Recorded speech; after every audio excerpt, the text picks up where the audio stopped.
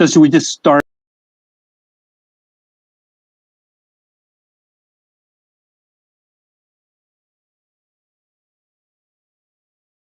Okay.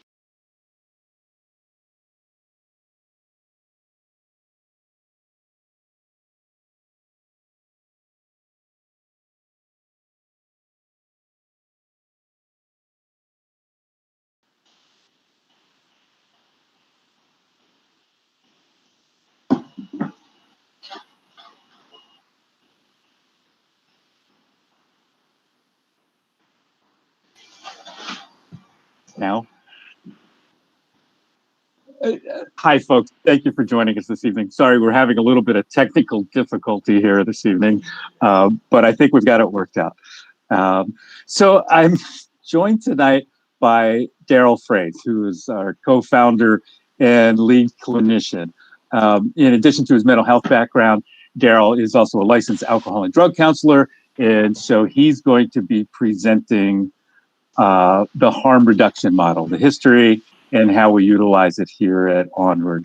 We're also joined in the background by Jackie Roberge, who has taken over the technical aspects of the Family Forum. So she's running the board and she's the woman behind the curtain. So thank you, Jackie, for all your help with this.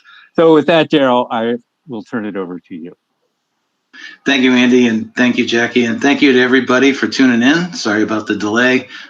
This is why we became therapists and not IT professionals. That's why we do what we do. But we're learning, and it's that growth model of becoming more than we were. So glad we can model that and how to manage stress. So without further ado, Andy and Jackie asked me to come in and talk a little bit about but what we do to help members with this harm reduction model. So my plan for tonight is to tell you just briefly a little bit about where the model comes from and what the underpinnings are, and then to move into a little bit of a practical overview of how we utilize the model to help our members here and some of the things that they do with it. So with that, and I'm going to be referring to my notes. I know Jackie's got something that she's going to put up there for you all to kind of follow along, but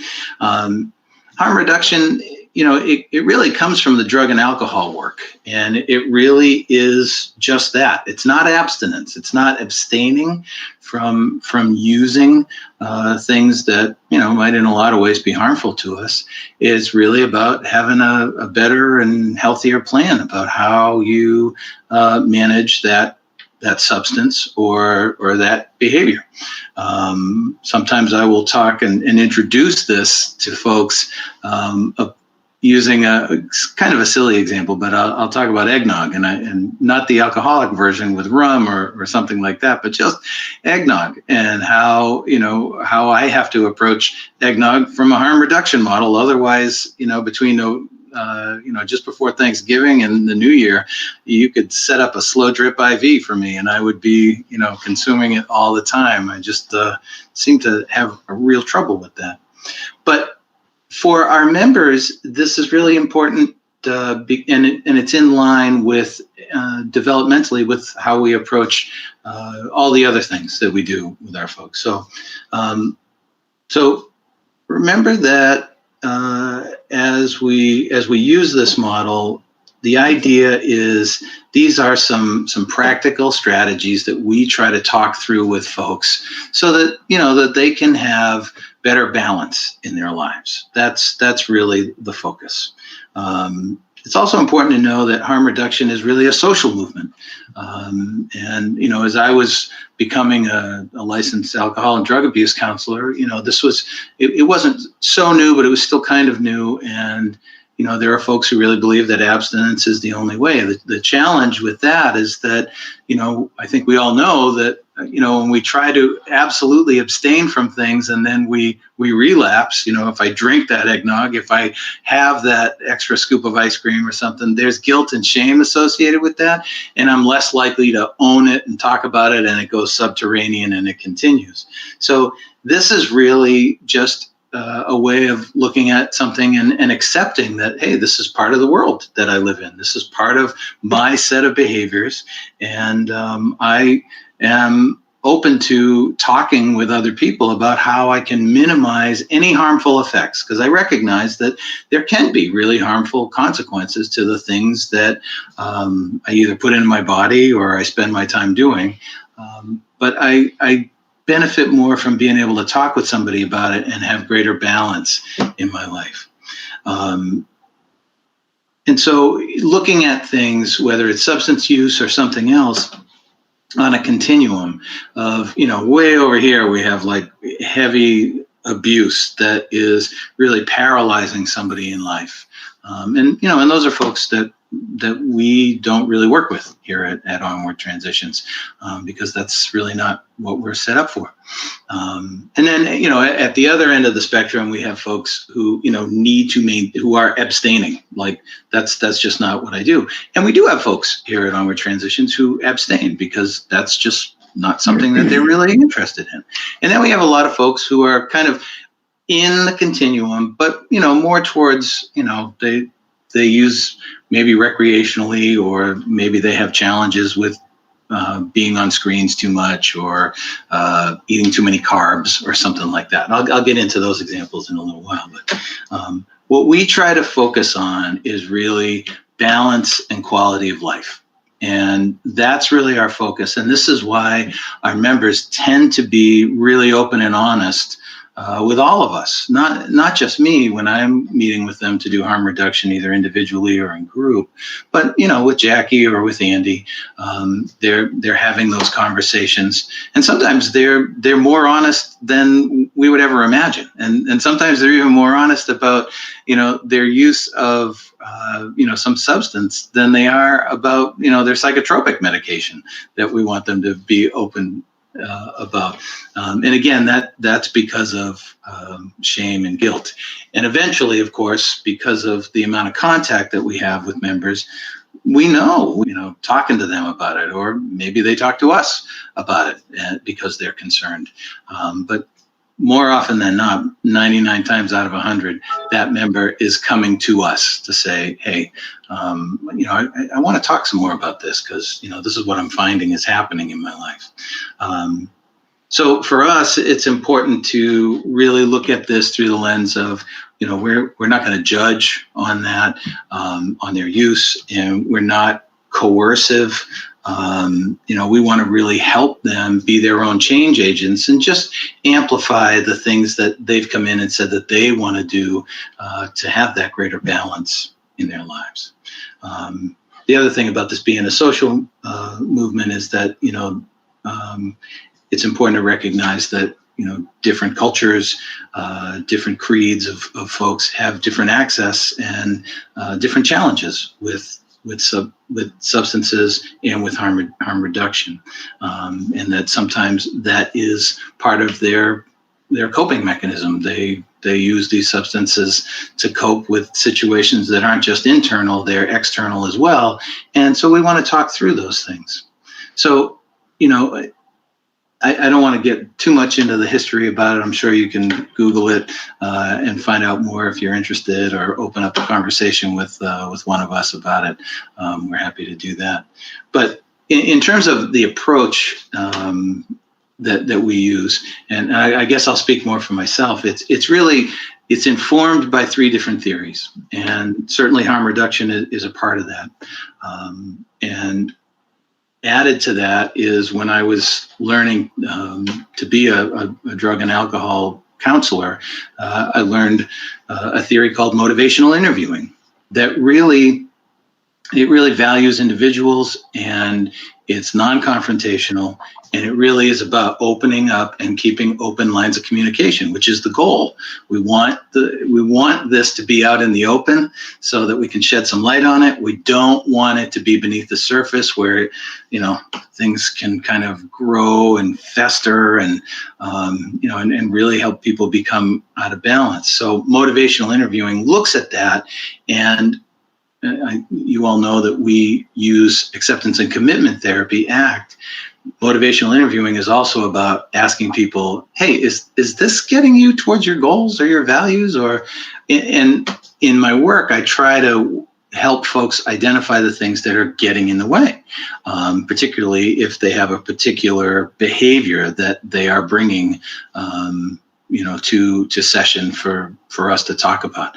And usually this is identified through the admissions process, as we send they complete the application, they do their lifestyle survey for us. And then, finally, when they arrive, when they go through our intake documents, we learn more and more about that, and they'll schedule appointments with me, or they'll come to the harm reduction group that I typically do on Wednesdays, and we'll talk about these things.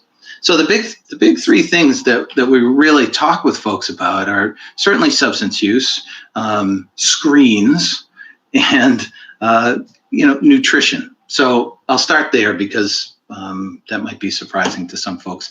But I know I've had these conversations. I know Jackie has, Andy too, and this is also a conversation that sometimes Matt will have.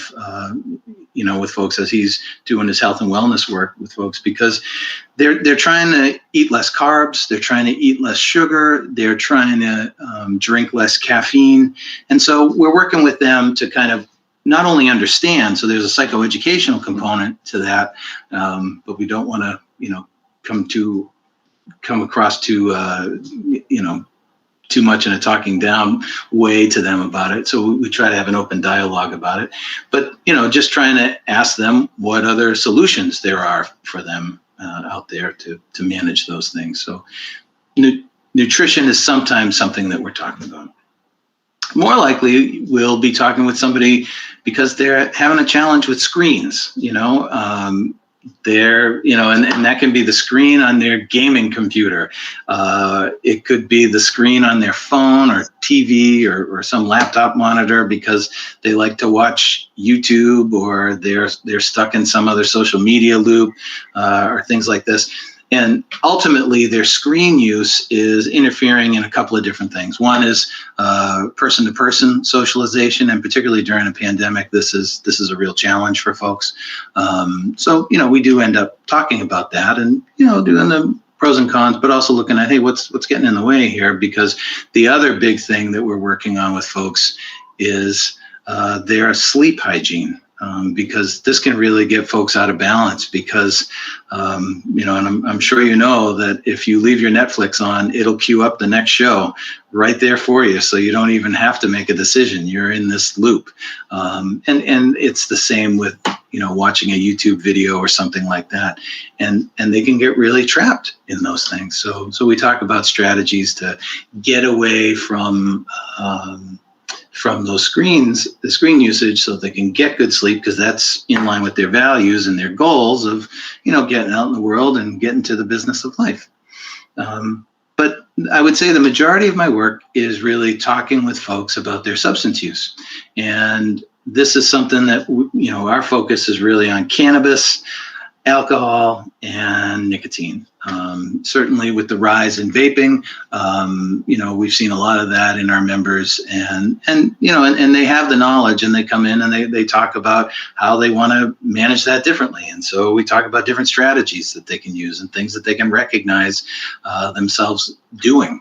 And all in all, that tends to be helpful for them. And in terms of alcohol and cannabis, it's pretty similar. Our folks tend to be able to go out and enjoy these things in an age appropriate or developmental way. And we, part of the harm reduction work is saying, well, if you're underage, there's much more potential harm here for you in terms of the legality of it, and in terms of your relationships with your folks, because what's their value structure around it, and even if they are of age, those are conversations that we're having with them as well. So looking at those things, just trying to help them have more insight into their use pattern and how it impacts their lives. And what we are able to do over time is have the type of rapport with our members that they feel safe enough to have those conversations with us. Having done this work in other forms of treatment, outpatient and certainly residential and wilderness treatment, you just don't get that level of honesty because people are fearful of consequences, shame, guilt, am I going to get in trouble, that kind of thing. But if we front load it, that, this is a conversation that we want to have ahead of time, and we'll keep coming back to it, they tend to be really open and honest with us. And when they get out of balance, like I said, they either are coming to us or we're seeing it.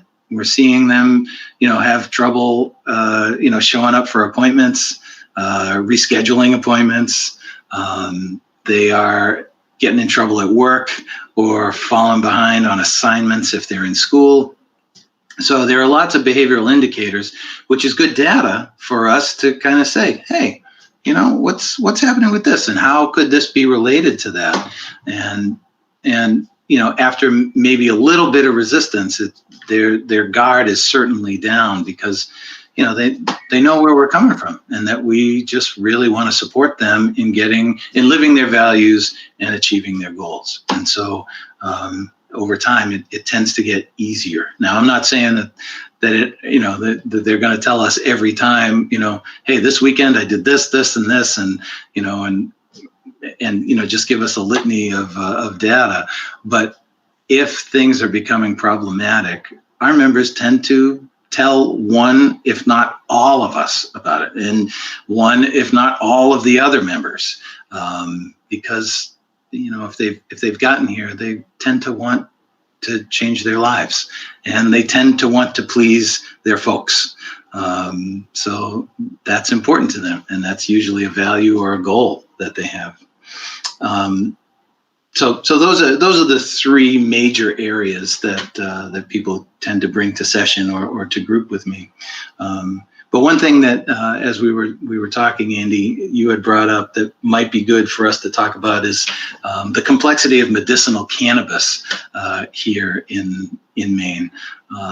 And when we knew it was headed this way, I mean, we knew it was coming. So we were a bit panicky, and we thought, oh my goodness, what is this going to mean? And it's really turned out to not be the issue we thought it was going to be. And, we've had members for a while now who have gone out and gotten medicinal cannabis cards, and, not a huge number of them, but some have gone out and done that. And what we have found is that, again, they're really open with us, and they're really receptive if Andy or Jackie says, hey, if you're thinking about this, let's bring your psychiatrist and your primary care physician in. And so it's like the whole treatment team is involved, as opposed to, this is happening separate from everything else. And that helps the member understand that, like, everything is part of the system. It all connects. And so that's been really helpful, especially where, most of the practitioners, if not all, really understand harm reduction. And, and they'll be really, really clear with members about, this is the type of interaction you could have.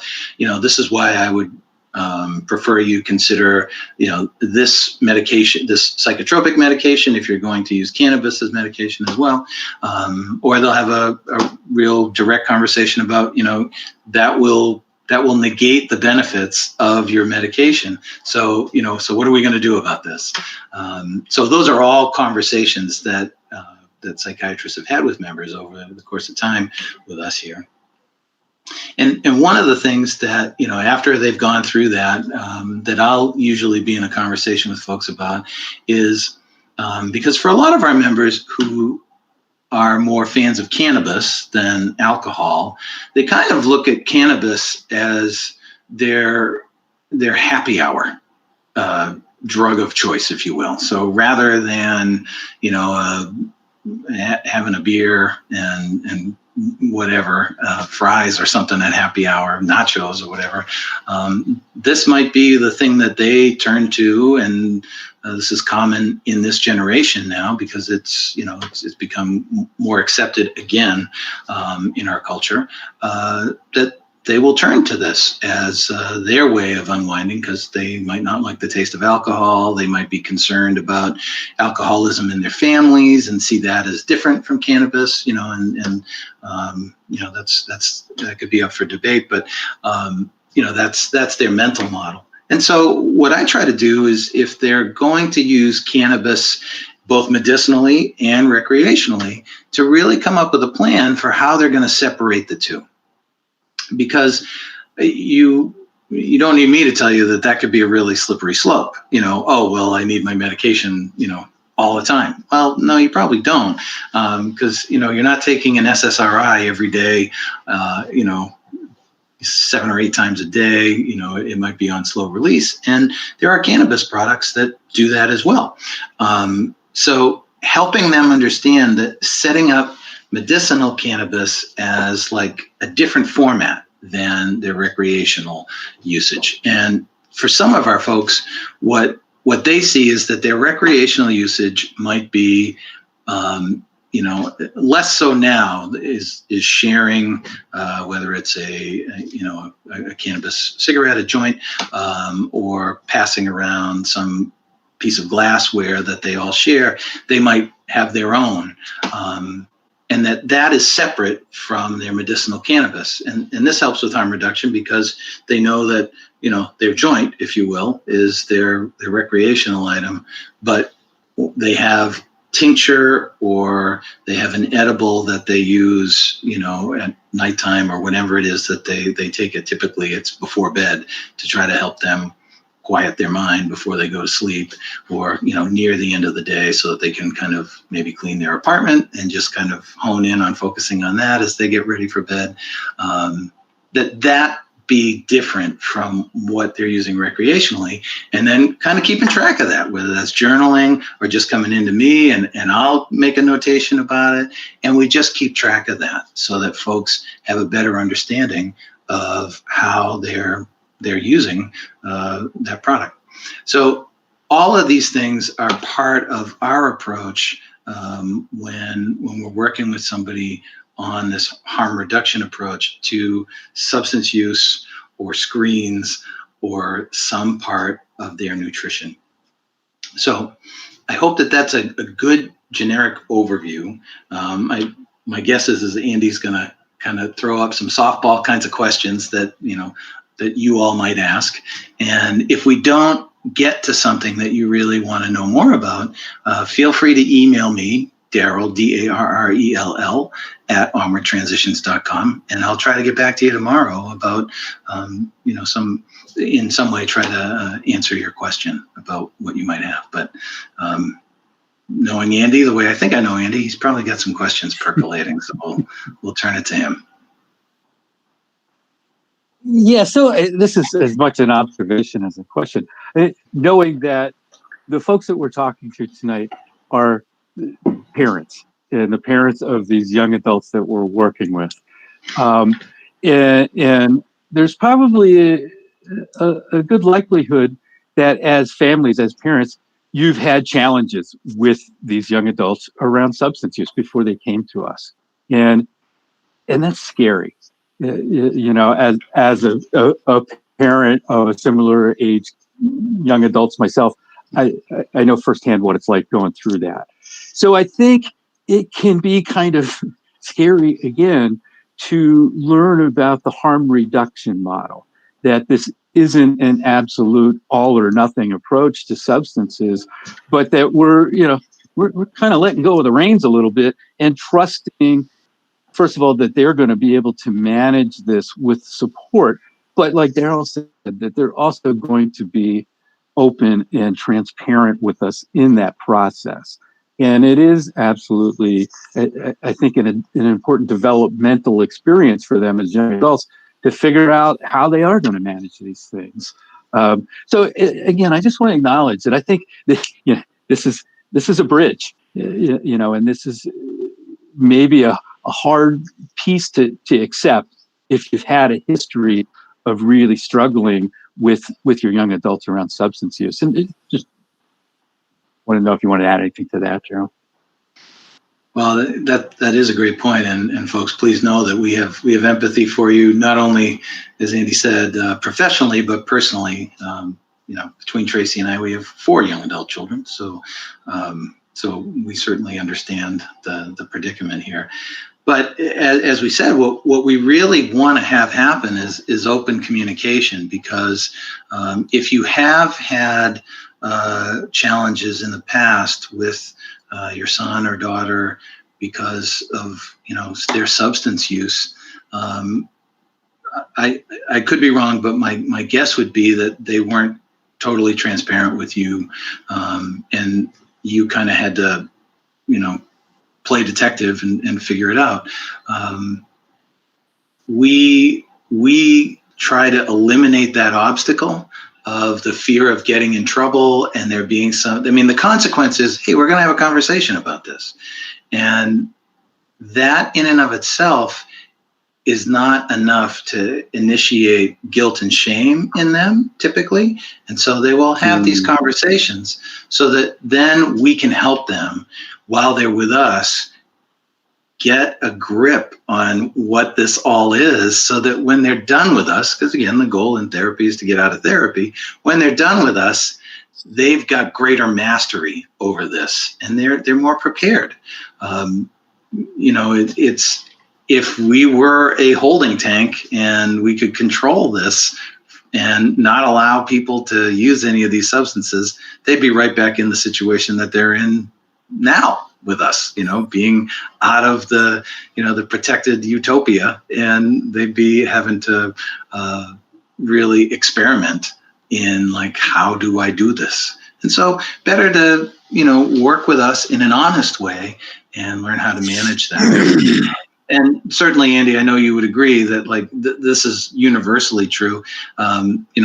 Your kids would listen more to me and my kids would listen more to you, because to all of our kids, we're just dads and idiots, regardless of, whatever letters fall after our name. So having this supportive, neutral, hopefully positive role modeling adult who they can talk with about these things, who can also nudge them in a direction that is consistent with their goals and values, helps them better manage this and get to the other things that are really important in their life that maybe, these things were preventing them from having real success with.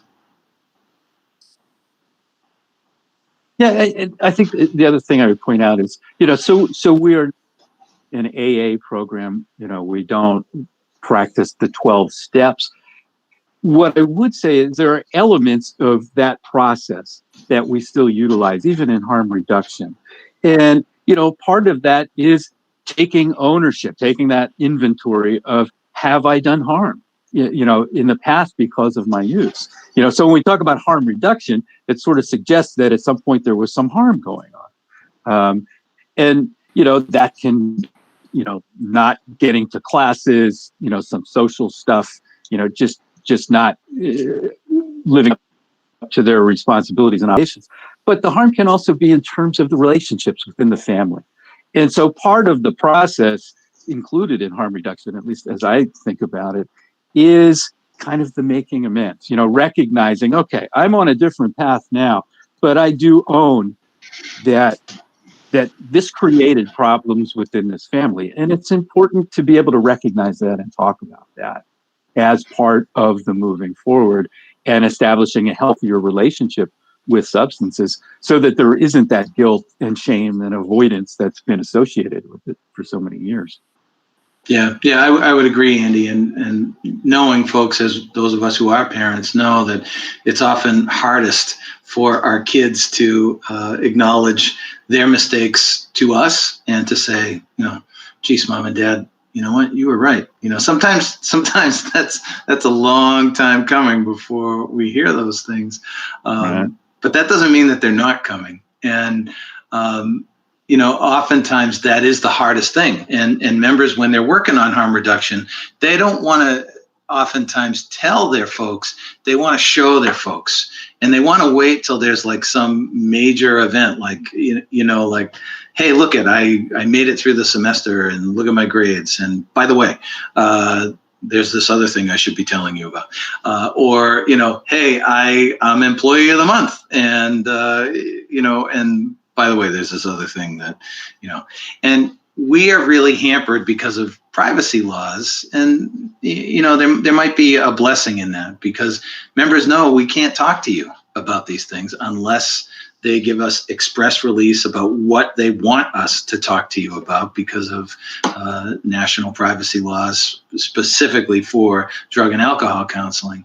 So in a lot of ways, that's why in the model, this is what I do, because I'm able to do that. And they know that when they meet with me, it's usually not going to, there's no path back to their folks unless they want there to be a path back to their folks.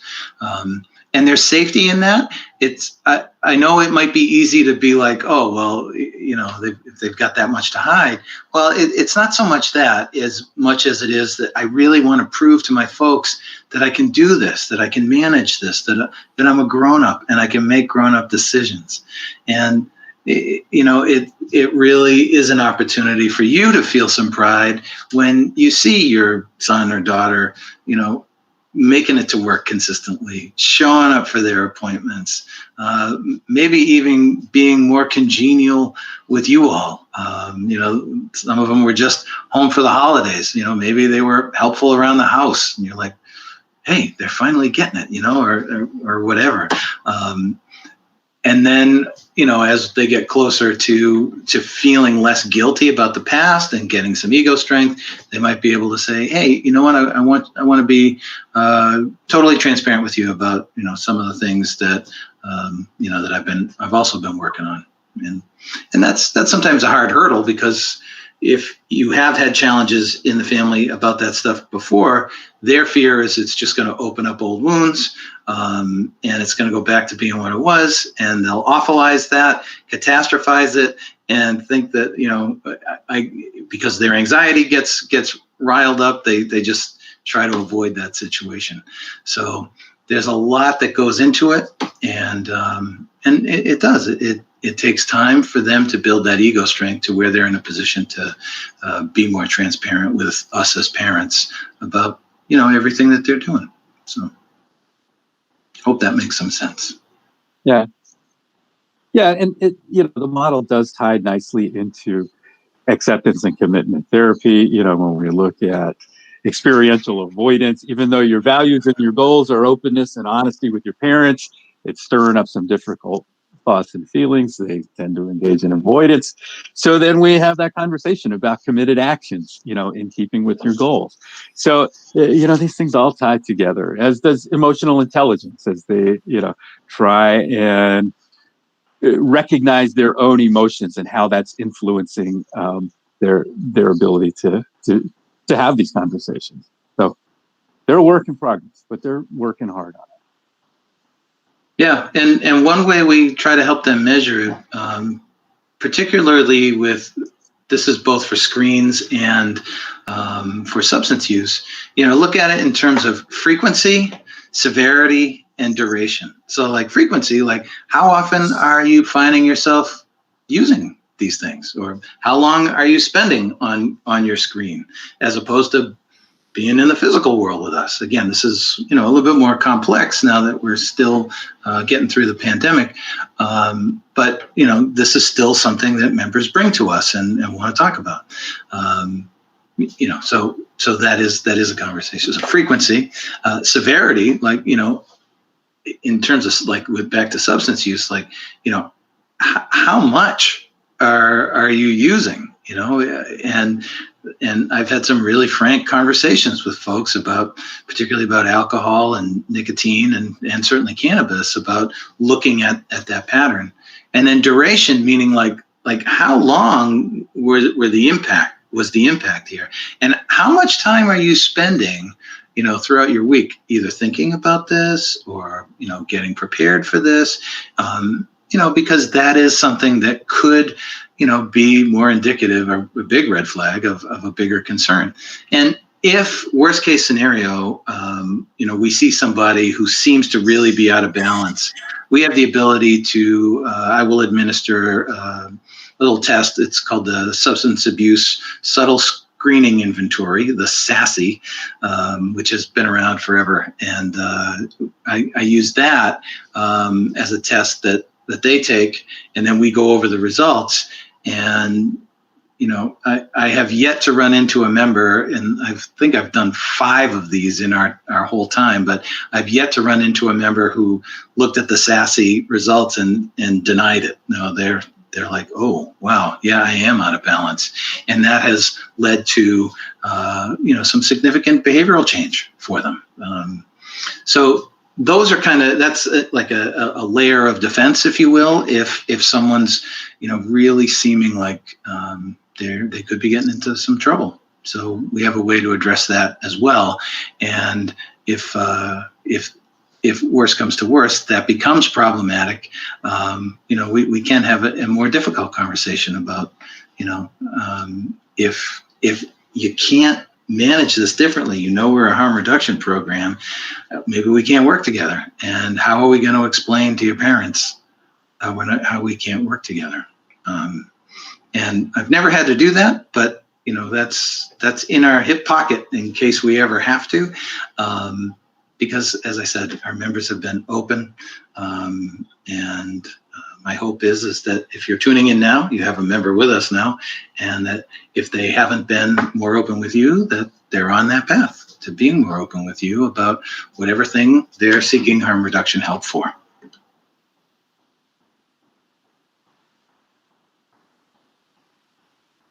Okay.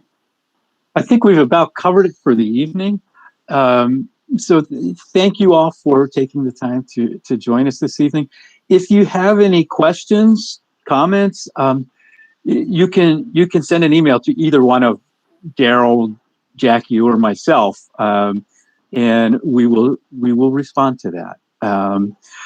So we will be back again in February, and we'll send out an email letting you know the date and the topic, and we look forward to seeing you again. Thank you all, and have a good evening.